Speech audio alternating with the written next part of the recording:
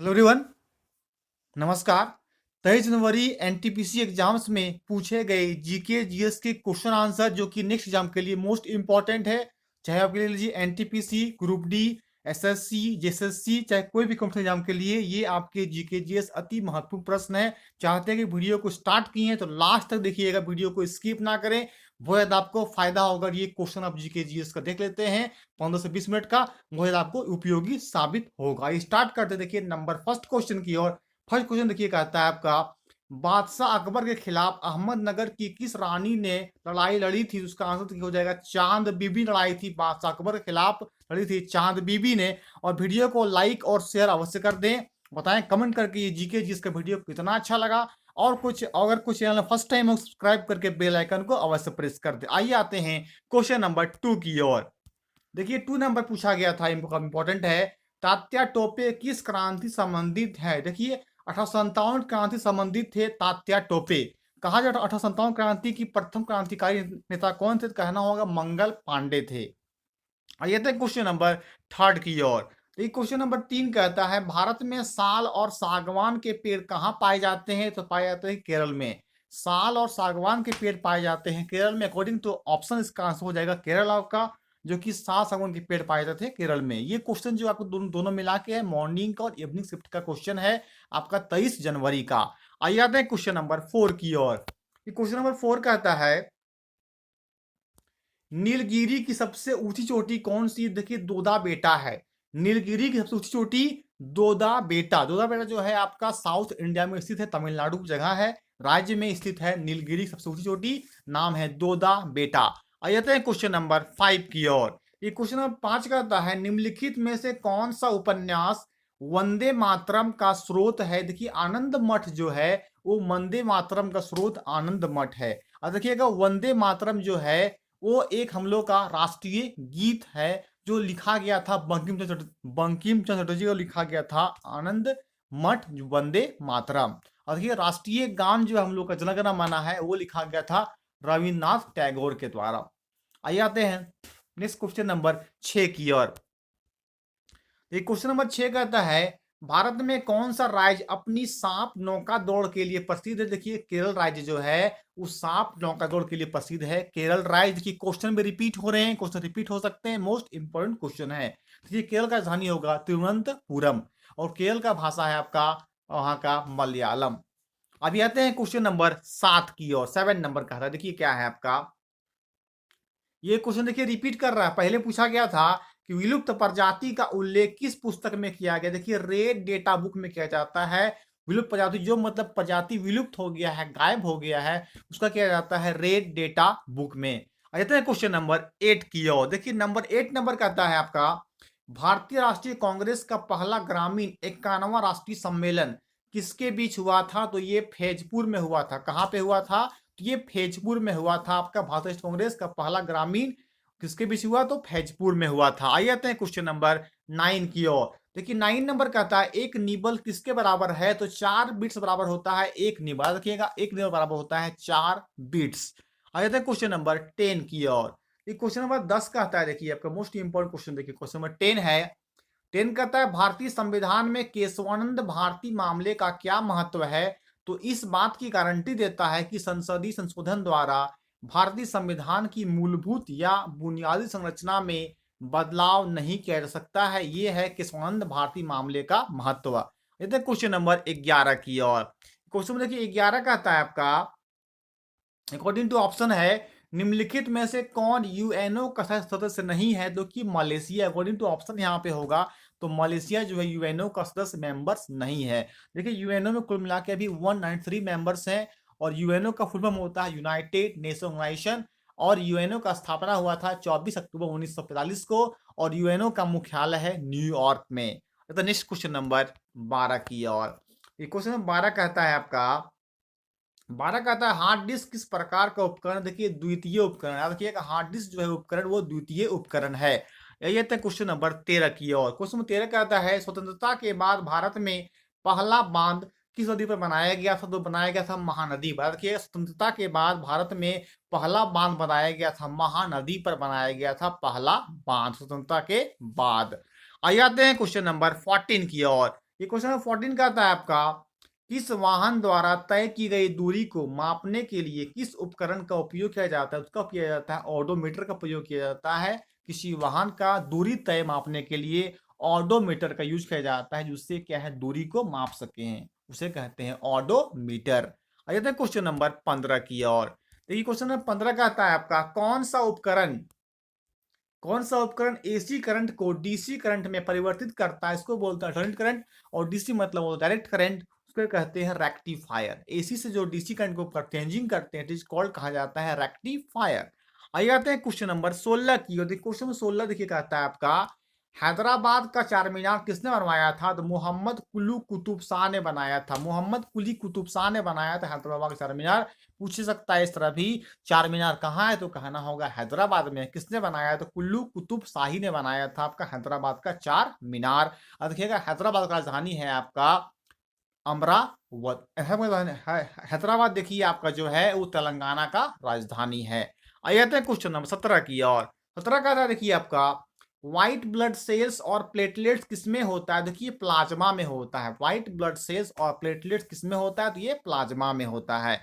आइए तो question number 18 की ओर। देखिए क्वेश्चन नंबर 18 कहता है आपका, राजस्थान की फट चित्रकला, राजस्थान क्या है? फट चित्रकला किससे संबंधित है? देखिए धर्म से संबंधित है। राजस्थान की जो फट चित्रकला है वो संबंधित है आपका धर्म से।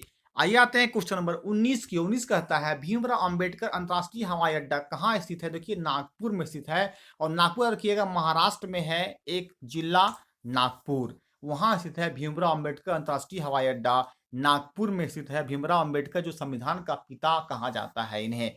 आइए आते हैं क्वेश्चन नंबर 20 की ओर। क्वेश्चन देखिए 20 कहता है, खसरा किस तरह की बीमारी है? तो देखिए विषाणु जनित संक्रमण है। कैसा है खसरा बीमारी? तो विषाणु जनित संक्रमण। विषाणु मतलब हो गया आपका, रखिएगा ये इस तरह का वायरस है खसरा, उसका एक संक्रमण है जो कि फैलता है। आइए आते हैं क्वेश्चन नंबर 21 की ओर। देखिए क्वेश्चन नंबर 21 कहता है आपका, कथकली नृत्य कहाँ किया जाता है? देखिए केरला में किया जाता है। कथकली नृत्य किया जाता है तो केरला का जो है फोक डांस लोक नृत्य जो है केरल का है। आइए आते हैं क्वेश्चन नंबर 22 की ओर। क्वेश्चन नंबर 22 कहता है, निम्नलिखित में से किसने गांधी जी को चंपारण जाने के लिए राजी किया था? देखिए राजकुमार शुक्ला जी ने राजी किया था गांधी जी को चंपारण जाने के लिए। चंपारण सत्याग्रह कब हुआ था? तो 1970 में, 1917 ईस्वी में चंपारण सत्याग्रह जो कि ये बिहार में हुआ था। जो कि राजकुमार शुक्ला एक ऐसे थे किसान और लिटरेट थे जो कि वो गांधी जी चलने बोले थे, जो कि नील की खेती में अंग्रेजों ने पकड़ बना लिया था। देखिए क्लास 12 का इंडिगो चैप्टर है जो कि बताया गया है राजकुमार शुक्ला और गांधी जी के नील की, इंडिगो मतलब होता है नील की खेती, जो कि अगर अगर जो चैप्टर 12 पढ़े हुए इंग्लिश में इंडिगो चैप्टर, वहां पे इसका कहानी के बारे में बताया गया है। राजकुमार शुक्ला जो है गांधी जी को चलने बोले थे। आइए आते हैं क्वेश्चन नंबर 23 की ओर। ये क्वेश्चन नंबर 23 कहता है, फीफा विश्व कप 2022 में आयोजित किया जाएगा, कहाँ किया जाएगा? कतर में किया जाएगा। फीफा विश्व कप 2022 किया जाएगा कतर देश में।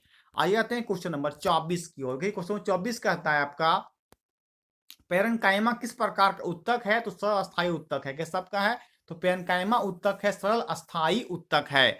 आइए आते हैं क्वेश्चन नंबर 25 की। 25 कहता है, भारत का पहला सुपर कंप्यूटर कौन सा था? तो परम 8000 था। रखिएगा भारत का पहला सुपर कंप्यूटर परम 8000 था। आइए आते हैं क्वेश्चन नंबर 26 की। 26 देखिए कहता है, चौसा का युद्ध किसके बीच लड़ा गया था? तो शेर खान और हुमायूं की लड़ा गया। मतलब क्या रखिएगा, पूरा कर दीजिएगा, शेर शाह, पूरा कर दीजिएगा, शेर शाह और हुमायूं की भी लड़ा गया था। चौसा का युद्ध कब? 1539 में लड़ा गया था। उसके बाद लड़ा गया था देखिए बिलग्राम का युद्ध 45 ईस्वी में। और दोनों युद्ध में जो है हुमायूं को हार का सामना करना पड़ा था। और याद रखिएगा हुमायूं का पिताजी पिता का नाम था बाबर, और हुमायूं के बेटा का नाम था अकबर। जो दो बार लगातार जो है शेरशाह से हार जाने के कारण वो क्या है, भाग गया था अलग देश एगो, ठीक है। 15 साल तक जो है वहां रहा। 555 में आके फिर से गद्दी में बैठा था। और 55 ईस्वी में पुस्तकाल सीढ़ी गिरने के कारण से हुमायूं की मृत्यु हो गई थी।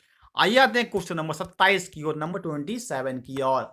देखिए 27वां क्वेश्चन कहता है आपका, जो उपयोगकर्ता और कंप्यूटर के बीच एक अंतरफलक के रूप में कार्य करता है उसे क्या कहते हैं? उसे कहते हैं सिस्टम ओएस। ओएस मतलब होता है ऑपरेटिंग सिस्टम कहा जाता है। आइए आते हैं क्वेश्चन नंबर 28 की ओर। क्वेश्चन देखिए 28 कहता है आपका, चश्मा परमाणु ऊर्जा संयंत्र स्थित है कहाँ है? देखिए पाकिस्तान में स्थित है। क्या है?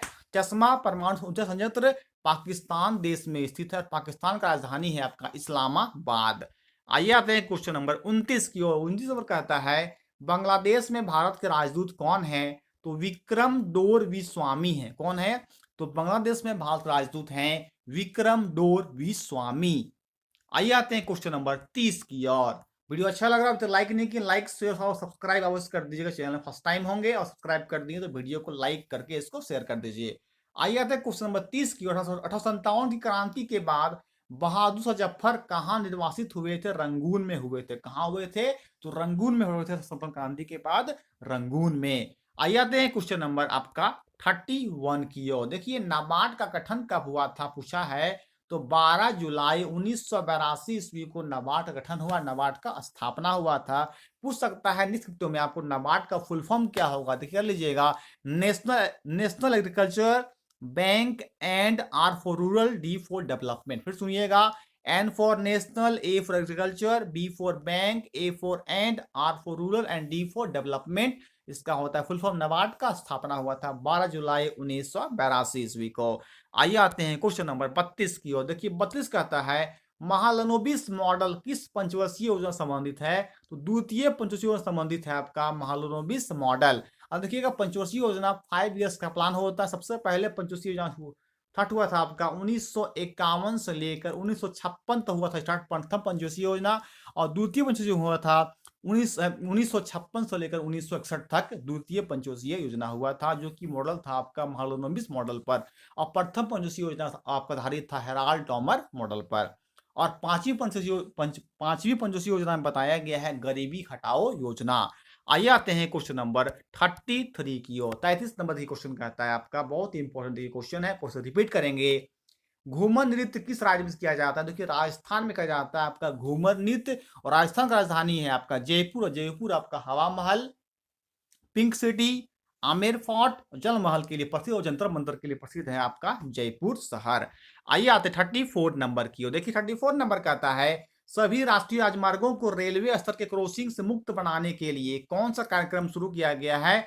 तो किया गया है सेतु भारत कार्यक्रम शुरू किया गया है। उसका नाम है आपका, याद रखिएगा, सेतु भारतम कार्यक्रम शुरू किया गया राष्ट्रीय राजमार्गों को रेलवे क्रॉसिंग के लिए मुक्त बनाने के लिए।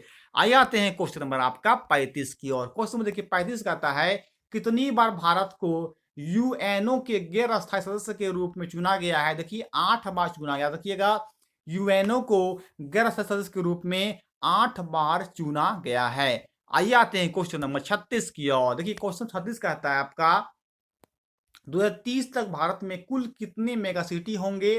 कुल मिला के 7 मेगा सिटी होंगे। 2030 तक भारत में कुल 7 मेगा सिटी होंगे। आइए आते हैं क्वेश्चन 37 की ओर। 37 नंबर कहता है सौभाग्य योजना का उद्देश्य क्या है? बिजली प्राप्त करना सभी घरों में, सभी घरों में बिजली प्राप्त करना, बिजली पहुंचाना सौभाग्य योजना का मेन उद्देश्य है। परीक्षा पूछ सकता है सौभाग्य योजना का उद्देश्य कर दीजिएगा, बिजली प्राप्त करना, सभी के घरों में इलेक्ट्रिसिटी को क्या करना है? पहुंचाना उद्देश्य है सौभाग्य योजना का। तो ये देखिए योजना से हर सब्जेक्ट में क्वेश्चन पूछ रहे हैं, एक या दो क्वेश्चन चल जाइएगा पढ़ के, आपको बहुत ज्यादा जो है फायदा होगा। आइए आते हैं क्वेश्चन नंबर आपका 38 की। देखिए आया था फुल फॉर्म से CSIR का पूर्ण रूप मतलब फुल फॉर्म क्या होता है? C for council of scientific and industrial research होता है। क्या होता है full form? Council of scientific and industrial research, CSIR का फुल फॉर्म। आइए आते हैं क्वेश्चन नंबर 39 39 की ओर। ये करता है आपका सेंधा नमक का अयस्क क्या है? देखिए हैलीट है। सेंधा नमक पता जानते होंगे, तो सेंधा नमक का अयस्क होता है आपका हैलीट। देखिए क्वेश्चन नंबर 40 कहता है आपका छत्तीसगढ़ की राजधानी क्या है? देखिए रायपुर। राजधानी क्या है? तो रायपुर है। किसी किसी कर दिया आपको राज्य का राजधानी भी को पूछ सकता है। आइए आते हैं क्वेश्चन नंबर 41 की ओर। भारत का पहला फ्लोटिंग स्कूल किसमें स्थित है? किस राज्य में? देखिए मणिपुर राज्य में है। मणिपुर राजधानी होता है आपका इम्फाल। तो भारत का पहला फ्लोटिंग स्कूल मणिपुर राज्य में स्थित है। आइए आते नेक्स्ट क्वेश्चन नंबर 42 को 42 नंबर की ओर। 42 नंबर कहता है आपका कोशिका के किस भाग को कोशिका का पावर हाउस कहा जाता है? तो माइटोकॉन्ड्रिया को कहा जाता है। तो माइटोकॉन्ड्रिया को कोशिका का पावर हाउस कहा जाता है, माइटोकॉन्ड्रिया को। आइए आते हैं क्वेश्चन नंबर 43 43 नंबर की ओर। मानव शरीर का सबसे लंबा भाग कौन सा है? देखिए त्वचा है। त्वचा यानी कि स्किन को बोलते हैं त्वचा। सबसे लंबा भाग जो है मानव शरीर का वो त्वचा यानी कि स्किन होता है। आइए आते हैं आज का लास्ट क्वेश्चन नंबर 44 नंबर की ओर। 44 कहता है सरदार सरोवर बांध किस नदी पर बनाया गया है? तो नर्मदा नदी पर बनाया। रखिएगा, सरदार सरोवर बांध नर्मदा नदी पर बनाया गया है। ये 44 मोस्ट इंपोर्टेंट क्वेश्चन थे जीके जी जो पूछा गया था 23 जनवरी को। वीडियो अच्छा लगा अभी तक लाइक जरूर कर दीजिए, शेयर भी कर दें और बताएं कमेंट करके वीडियो कितना अच्छा लगा। हम जीके जी का हर टाइप का वीडियो लाते रहेंगे ताकि आप एग्जाम पर तैयारी बहुत बढ़िया तरीके से कर सकें। अगर हमारा वीडियो देखते हैं तो आपको बहुत सारा बेनिफिट होगा। ओके फ्रेंड्स, फिर मिलते हैं नेक्स्ट वीडियो में, तब तक के लिए आपको थैंक यू।